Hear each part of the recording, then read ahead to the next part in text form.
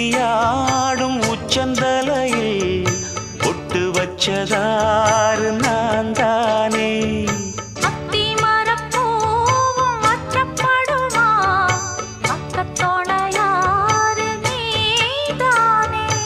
ஆசை பேச்சில் பாதி மூச்சில் லேசாதேகம் சூடேற